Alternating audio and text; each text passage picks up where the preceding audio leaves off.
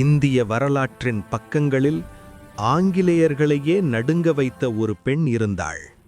வாள் ஏந்தி போர்க்களம் சென்றாள். ஒரு அரசி மட்டுமல்ல, ஒரு புரட்சி. அவள்தான் சிவகங்கை வேலுநாச்சியார். 1730ஆம் ஆண்டு ராமநாதபுரம் சமஸ்தானத்தில் பிறந்த வேலுநாச்சியார் சிறுவயதிலேயே வீரத்தையும் அறிவையும் ஒருங்கே வளர்த்து கொண்டாள். வாள், வில், குதிரை சவாரி, போர் தந்திரம், பல மொழிகள், பெண் என்ற எல்லையை அவள் ஏற்கவே இல்லை. சிவகங்கை மன்னர் முத்துவடுகநாத தேவரை மணந்தபின் அமைதியும் வளமுமாக சிவகங்கை திகழ்ந்தது.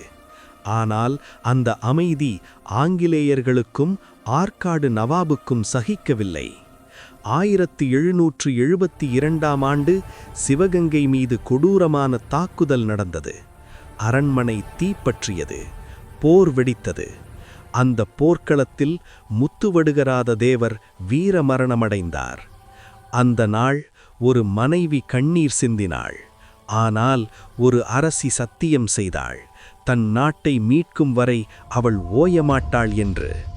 காடுகளில் தஞ்சம் கொண்டு போராளிகளை ஒன்று சேர்த்து பெண்களையும் படையாக மாற்றி வேலுநாச்சியார் ஒரு புரட்சியை உருவாக்கினாள். இது பழிவாங்கும் போர் அல்ல, இது சுதந்திரத்திற்கான போர். மைசூர் மன்னர் ஹைதர் அலியின் உதவியுடன் ஒரு வலிமையான படை உருவானது. ஆங்கிலேயர்களுக்கு எதிரான மிகப்பெரிய சவால் அப்போது தொடங்கியது. அந்த போரில் வரலாறு மறக்க முடியாத ஒரு பெயர் எழுந்தது, வீரப்பெண் குயிலி. ஆங்கிலேயர் ஆயுதக் கிடங்கில் தீ வைத்து தன் உயிரையே ஆயுதமாக்கி குயிலி தியாகம் செய்தாள்.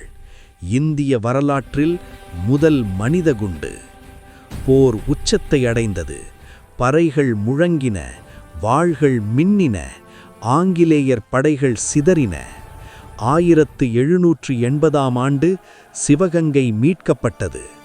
ஆங்கிலேயர்கள் தோற்கடிக்கப்பட்டனர். ஒரு பெண் ஒரு பேரரசை மண்டியிட வைத்தாள்.